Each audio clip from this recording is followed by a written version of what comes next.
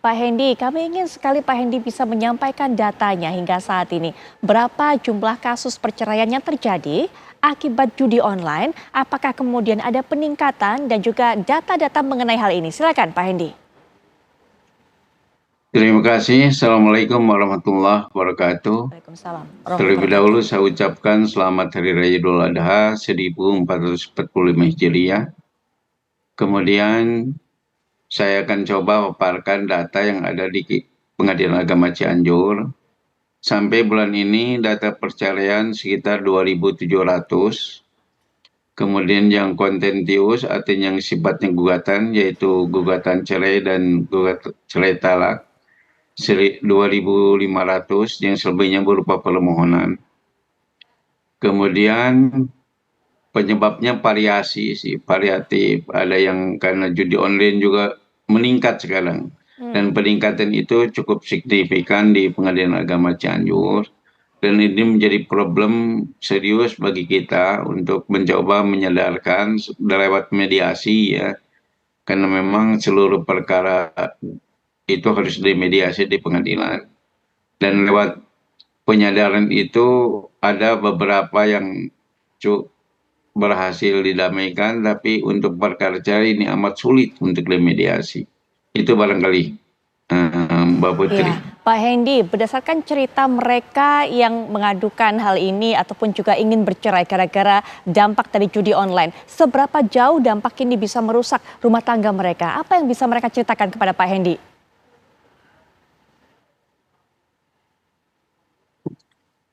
Ini dampaknya sangat sangat serius ya, karena memang judi online itu kayaknya sudah mengakar di masyarakat dan dampak terhadap keharmonisan rumah tangga itu sangat signifikan karena memang antara suami istri terus-menerus bertengkar di mana nafkah yang seharusnya dijadikan uang yang seharusnya dijadikan nafkah dipakai judi oleh suaminya atau sebaliknya. Ada juga kasus-kasus tertentu di mana seorang perempuan berjudi. Nafkah yang diberikan suami bukan dipakai masak, tapi ada juga yang dipakai untuk itu, seperti bayar pinjaman online dan lain sebagainya. Jadi karena nafkah yang seharusnya dipenuhi oleh si suami, kemudian dipakai judi, ini dampaknya pendidikan terlantar, nafkah rumah tangga juga tidak terpenuhi, muncullah pertengkaran yang serius, pertengkaran terus-menerus yang kemudian menyebabkan mereka pisah rumah. Ini dampaknya gini.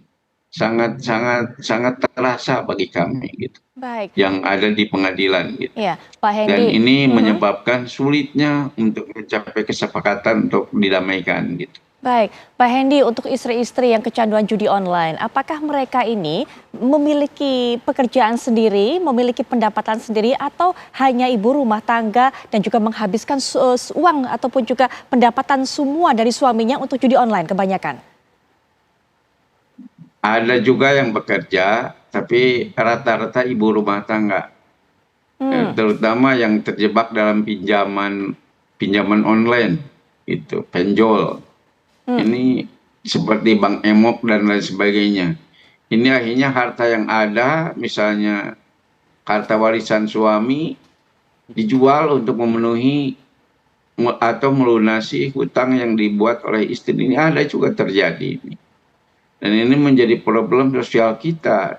Ya. Gitu Mbak Putri. Jadi Pak Hendy, ternyata kalau pelakunya ataupun juga yang kecanduan judi online ini adalah ibu-ibu, para istri, mereka salah satu penyebabnya adalah ingin melunasi, ingin menutup pinjaman online. Nah, mereka ingin melipat gandakan uang dengan mengikuti judi online. Seperti itu ya Pak, hubungannya antara pinjol dengan judol ini atau pinjaman online dengan judi online ini?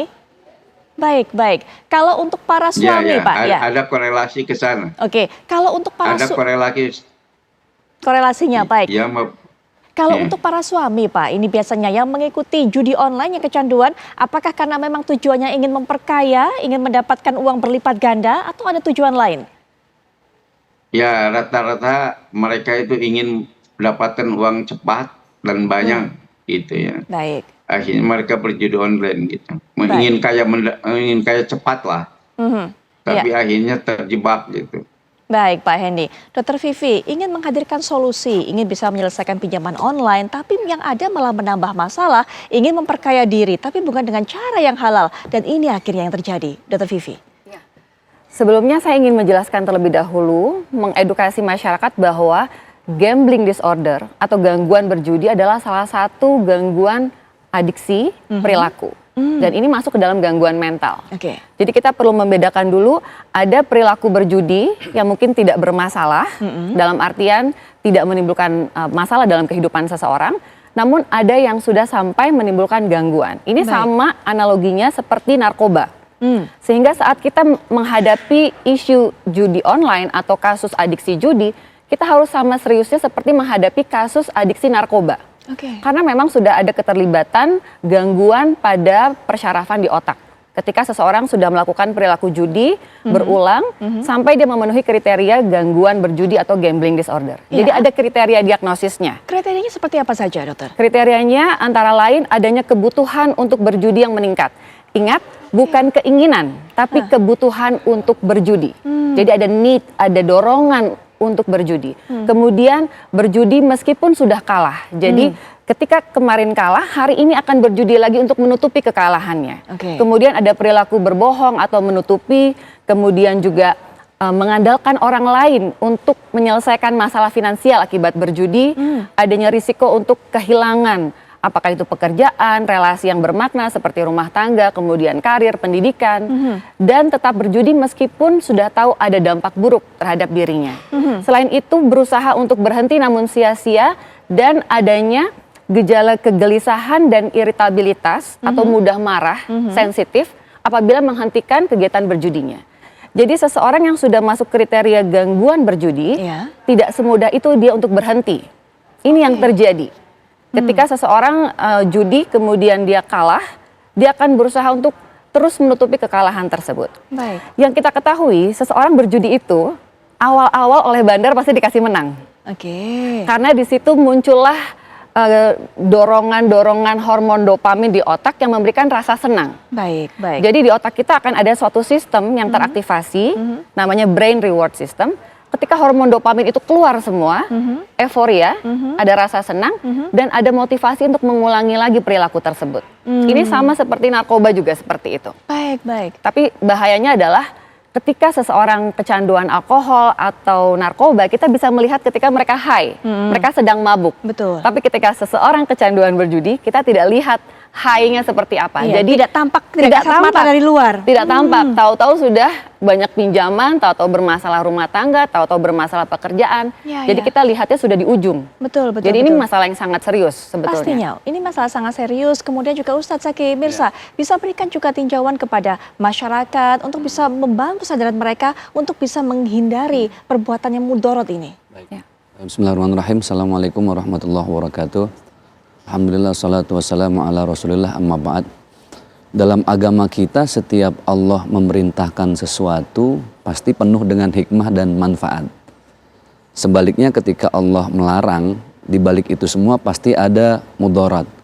Ada nilai-nilai yang tidak hanya membahayakan diri sendiri, bahkan membahayakan orang-orang yang di sekitar kita. Bahkan banyak orang.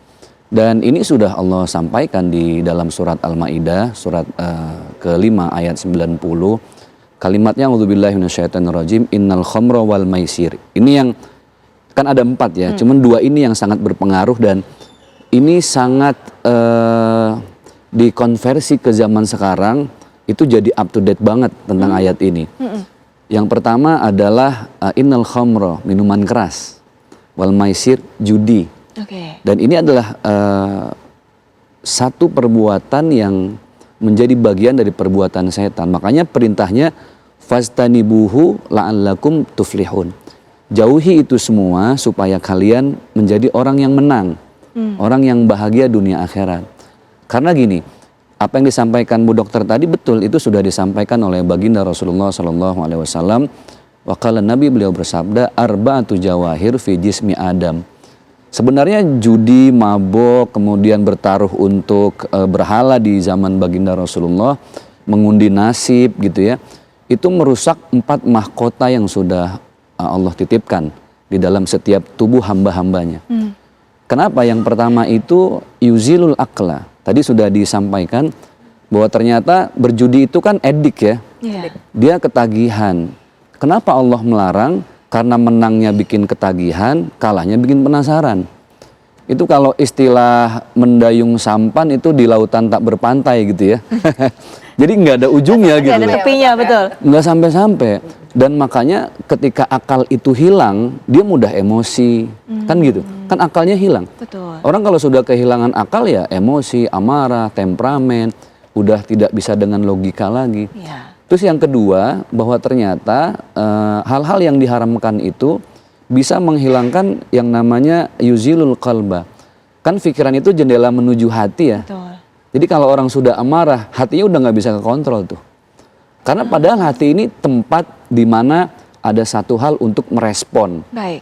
Misalnya ngerem yang bersifat emosi itu Ya. dengan istighfar. Baik. Karena hatinya udah nggak ada, akhirnya dia blank. Nah, gitu. tahan mungkin sampai situ Oke. dulu, Ustaz Zaki. Nanti kita akan lanjutkan kembali, Ustaz Zaki. Tapi setelah jeda berikut ini kami akan setelah kembali. Kita akan dengarkan. Tadi ke Pak Hendy juga sudah mengatakan ada upaya mediasi yang memang gagal. Apa penyebabnya? Dan juga bagaimana dukungan dari keluarga ataupun juga pihak-pihak lain untuk bisa membantu kesadaran ataupun menyadarkan pecandu dari judi online ini. Nanti kita akan bahas setelah jeda.